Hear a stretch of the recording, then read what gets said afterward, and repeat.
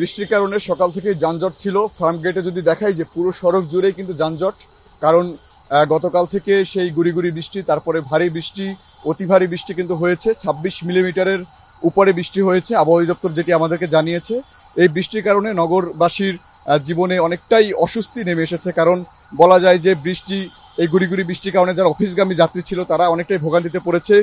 কারণ বৃষ্টি হলেই কিন্তু রাজধানী জুড়ে সড়কে পানি উঠে যায়, এবং এছাড়া পানির কারণে কিন্তু অনেকেই যানজট সৃষ্টি হয়, অনেকটাই যানজট সৃষ্টি হয়। সেই যানজটের কারণে যারা অফিসগামী ছিল, যারা স্কুলগামী শিক্ষার্থী ছিল, তারা কিন্তু অনেকটাই ভোগান্তিতে পড়ে। যদি দেখাই যে সেই কারওয়ান বাজার থেকে ফার্মগেটের যে সড়কটি রয়েছে, পুরো সড়ক জুড়ে কিন্তু যানজটের সৃষ্টি, কারণ সেই বৃষ্টির কারণে কিন্তু যে ট্রাফিক ব্যবস্থা সেটি অনেকটাই ভেঙে পড়েছে। কারণ সেই বৃষ্টির কারণে, টানা বৃষ্টির কারণে যে পানির জমাটের যে বিষয়টি, সেটির কারণে কিন্তু অনেকটাই তারাও বিলম্ব পোহাতে হয়েছে।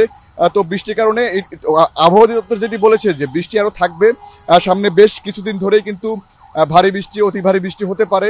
এছাড়া দমকা হাওয়া, বজ্রপাতের ঘটনাও ঘটতে পারে। সেই বজ্রপাত রোধে কিন্তু সবাইকে বাসার ভেতরে থাকার জন্য, যদি অতি জরুরি কোনো কাজ না থাকে, সেজন্য বাসার ভেতরে থাকার পরামর্শ দিয়েছে আবহাওয়া অধিদপ্তর। কারণ তারা বলছেন যে এই বজ্রপাতের কারণে প্রতি বছর প্রায় 200-র উপরে মানুষ মারা গেছে এই বজ্রপাতের কারণে। তো বৃষ্টির কারণে উপকূল এলাকায় যেসব ট্রলার, ছোট ছোট নৌকা যেসব চলে, সেগুলো কিন্তু এখনও সেই ঘাটে অবস্থান নিতে বলা হয়েছে, তারা যেন সেই সমুদ্রে বা নদীতে না যায়, সেটি কিন্তু আবহাওয়া অধিদপ্তর জানিয়েছে। তো রাজধানী জুড়ে কিন্তু বৃষ্টির কারণে মানুষ অনেকটা অস্বস্তিতে পড়েছে, যানজট রয়েছে। তো এই ছিল আমার কাছে রাজধানীর ফার্মগেট থেকে সর্বশেষ।